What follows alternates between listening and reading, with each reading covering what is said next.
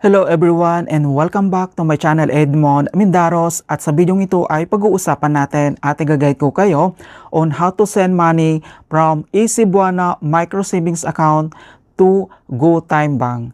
So nasubukan mo na ba mag-transfer ng savings to GoTime account? Galing lang dito sa ating Micro Savings Easy Buwana app. Kaya kung gusto mong malaman kung paano ito gawin, then stay tuned ka lang at start na natin. So ang next step ay kailangan mo lang mag-login or i-open mo lang dito ang yung Easy Buwana app and then i-click mo lang. At once nakapag-login ka na, so dito lang sa ating Easy Buwana profile homepage.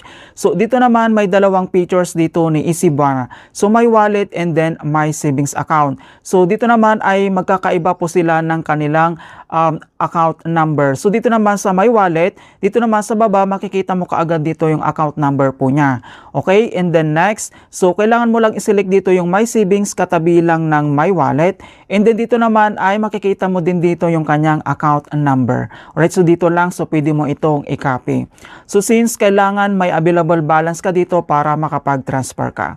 So once na-select mo na dito yung my savings, and then dito naman sa kanyang main menu, dito lang sa baba ay kailangan mo lang i-select dito yung send money and then i-click mo lang. And dito na tayo sa next step. So send money.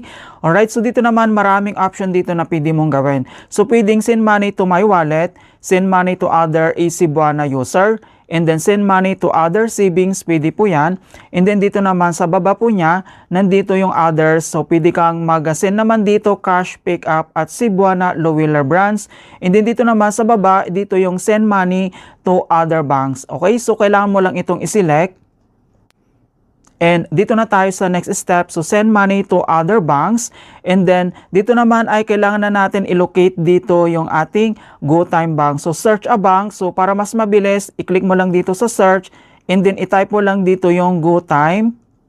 Ayan, so once na-type mo na yan, automatic po yan na mag-appear kagad dito sa baba. So GoTime Bank Corporations, and then kailangan mo lang itong i-select.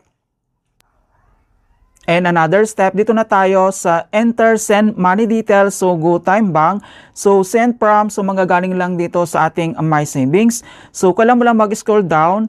And then kailangan lang natin i-enter dito yung receiver na GoTime Bank account details ng 12 digits. So dito naman sa box, i-click mo lang. And then enter lang natin dito yung 12 digits na GoTime account number and then fill out lang natin. At once na-enter mo na dito yung receiver na GoTime account number na 12 digits, so dito na tayo sa pag-enter ng account name. So dito naman sa pag-enter ng account name, first name, middle name, and then last name. So either capital letters man yan or small letters, pwede po yan basta tama yung details and then fill out lang natin. At once na-enter mo na dito yung account name, so kailangan mo lang i-double check kung tama. And then dito na tayo sa pag-enter ng amount. And then enter mo lang natin dito kung magkano yung amount na ita-transfer natin dito. So dito naman ay makikita mo mayroon po itong transaction fee na 15 pesos po. Hindi pa po nabago yung Easy Buwana yung kanyang transaction fee. Okay, so makikita mo naman dito na 15 pesos. Yung kanyang remarks, optional lang naman yan. And then dito na tayo sa kanyang pan transfer service. So makikita mo naman dito na via InstaPay ito.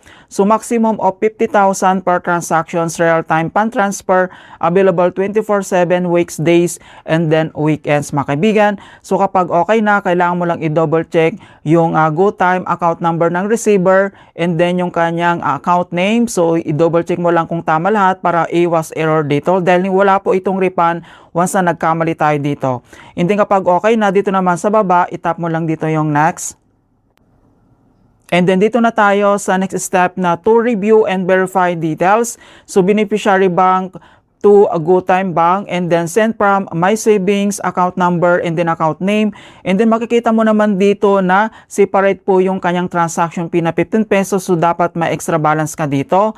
Ayan, so kapag okay na, dito lang sa baba, kailangan mo lang basahin mabuti ito, mga kaibigan, yung notifications nito. By clicking the all good buttons, you hereby accept full responsibility on the informations provided.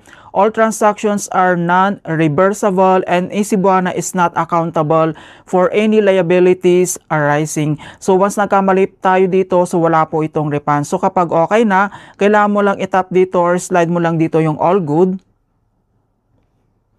And kailangan lang natin enter dito yung 6-digit na OTP na sinilang dito sa ating registered ng ating Easy Buwana account, and then enter lang natin. At once na-enter mo na dito yung 6-digit na OTP code, and then kailangan mo lang itap dito yung next. And makikita mo na dito na processing, your InstaPay transfer is taking a little longer, and then processing na po siya. So all details na dito naman, and then kailangan lang natin i-double check dun lang sa ating GoTime app. So kailangan lang natin mag-login, so itap mo lang dito yung GoTime app. And once nakapag-login ka na dito sa ating GoTime app, dito lang sa top right corner, itap mo lang dito yung bell notifications. Ayan, so makikita mo naman dito na successfully na na-receive na natin. So to GoTime Bank, and then from Cebuana Lowiller yung ating micro savings account. So napakabilis lang talaga. Alright, so ganoon lang po kasimple kung paano tayo mag-top up dito lang sa ating GoTime app, galing lang doon sa ating Easy Buwana micro savings account. In hope na nakapagbigay ako ng konting kalaman at guide tungkol sa Easy Buwana app tutorials. Thank you guys, and see you in my next tutorials.